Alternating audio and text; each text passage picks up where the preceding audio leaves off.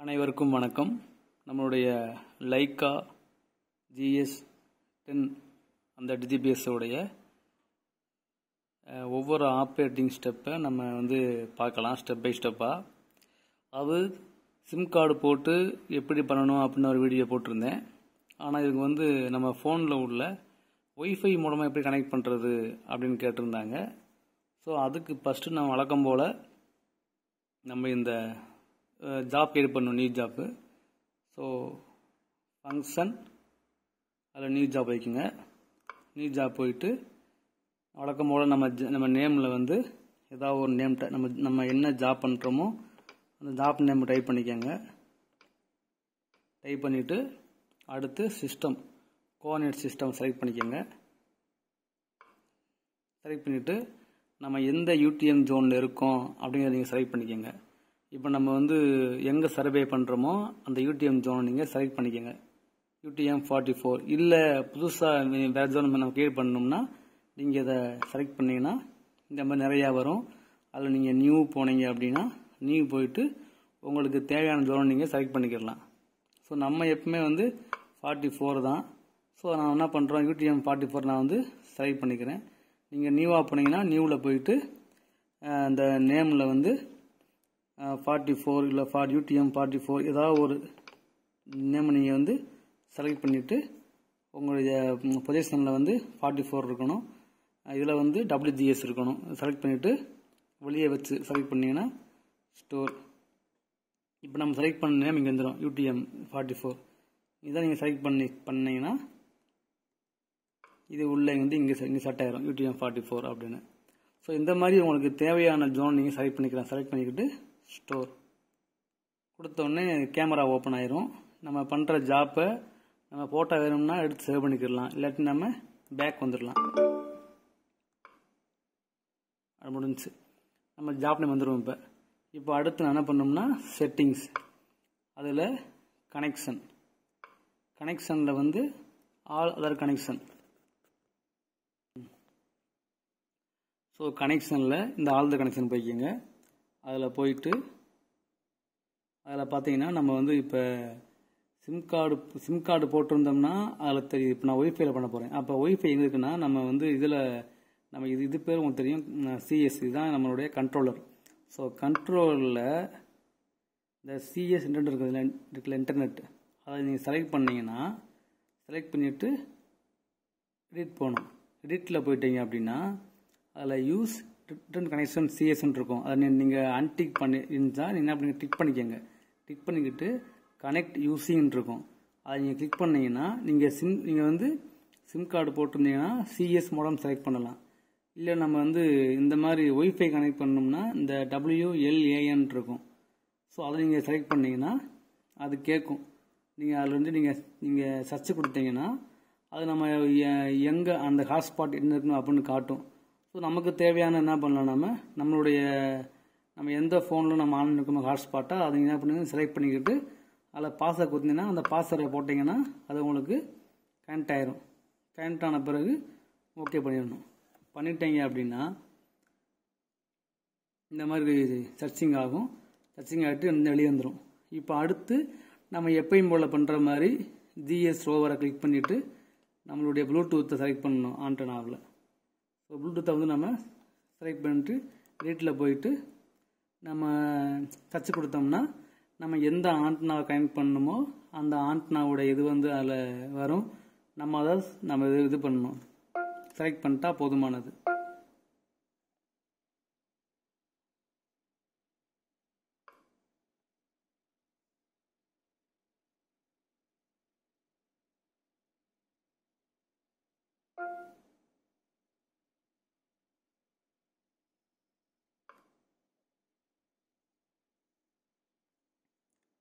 So நீங்கள் ப்ளூடூத்தில் read போனீங்க அப்படின்னா நான் ஆல்ரெடி கனெக்ட் ஆகிடுச்சு. நம்ம இந்த லார்ஜ் யூஸ்டு ரோவர் நம்ம GS37G இதுதான் நம்மளுடைய ரோவர்.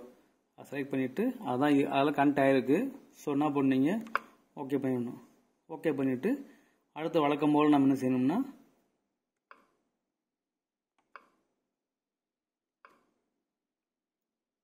GSல போகணும். GS கனெக்ஷனில் போனீங்க அப்படின்னா அதில் நான் எதுவுமே பண்ண தேவையில்லை. நம்ம இந்த ஆர்டிகே ரோவரை செலக்ட் பண்ணிக்கணும். செலக்ட் பண்ணிக்கிட்டு அதை எடிட் போயிட்டு இப்போ நம்ம வந்து பண்ணுறது ஆர்டிகே டேட்டா அதில் ரிசீவ் டேட்டாவில் டிக் பண்ணிக்கிறணும். நம்ம நெட்டு எங்கே யூஸ் பண்ணுறோம்னா சிஎஸில். ஸோ சிஎஸ் நம்ம செலக்ட் பண்ணிக்கிறணும்.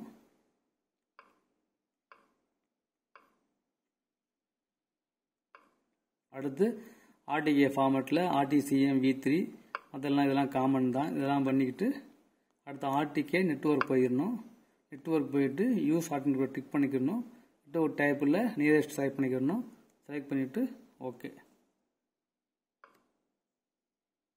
அடுத்து என்ன பண்ணணும் அப்படின்னா அடுத்து வந்து ஜிஎஸ் இன்டர்நெட்டு செலக்ட் பண்ணிவிட்டு எடிட்டில் போனோம். நம்ம வந்து இன்டர்நெட் நம்ம அதிலே பண்ணிட்டோம் இதில். ஸோ நம்ம வந்து நெட்டு வந்து நம்ம ஃபோன் மூலமாக கனெக்ட் பண்ணனால நம்ம ஜிஎஸ் பண்ண தேவையில்லை. ஜிஎஸ்ங்கிறது நம்மளுடைய ஆண்டனாவில் சிம் கார்டு போட்டிருந்தால் மட்டும் பண்ணக்கூடியது. ஸோ ஓகே பண்ணிவிட்டு நம்ம ஜிஎஸ் பண்ண தேவையில்லை.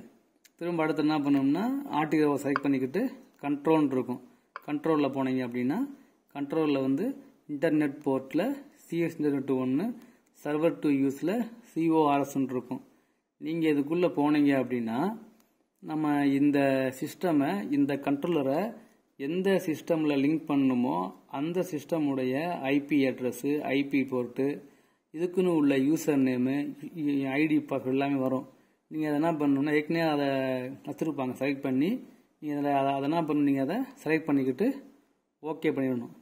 ஓகே பண்ணிங்கன்னா அது கனெக்ட் ஆயிரும். அடுத்து திரும்ப ஜிஎஸ்ஐ கிளிக் பண்ணிக்கிட்டு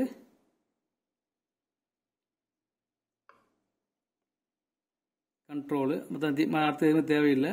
இப்போ ஓகே பண்ணிடுங்க. ஓகே பண்ணிவிட்டு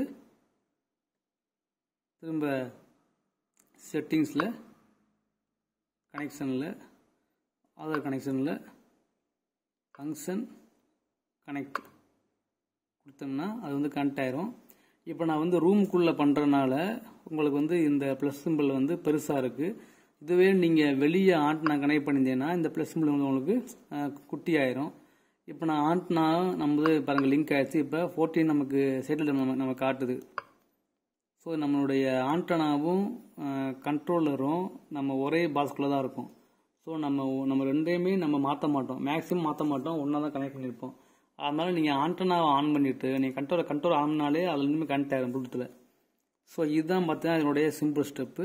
இப்போ என்ன பண்ணணுமா நீங்கள் அப்படியே ஓகே பண்ணிவிட்டு இப்போ நீங்கள் அப்படியே இதை கீழே பார்த்தீங்கன்னா இந்த மெசேஜ் இருக்குங்களா அதை கிளிக் பண்ணீங்க அப்படின்னா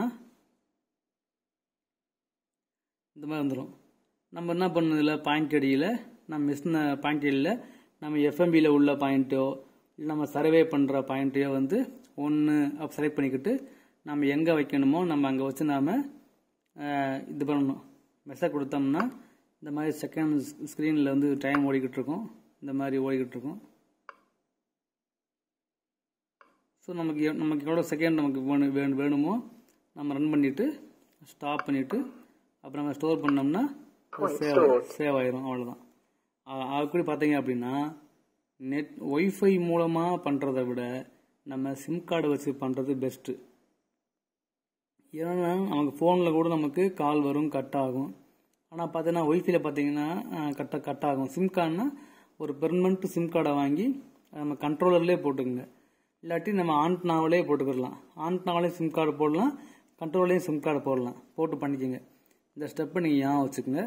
அப்படியே பேக் வந்துட்டீங்க அப்படின்னா இந்த மாதிரி மெத்தடில் போயிட்டு உங்களுக்கு தேவையான ஒவ்வொரு பாயிண்ட்லையும் நீங்கள் வச்சு சர்வே பண்ணிட்டே இருங்க. என்டரில் முடிஞ்ச உடனே ஏரியா பார்க்குறது எப்படின்னு நான் ஒரு வீடியோ போட்டிருக்கேன்.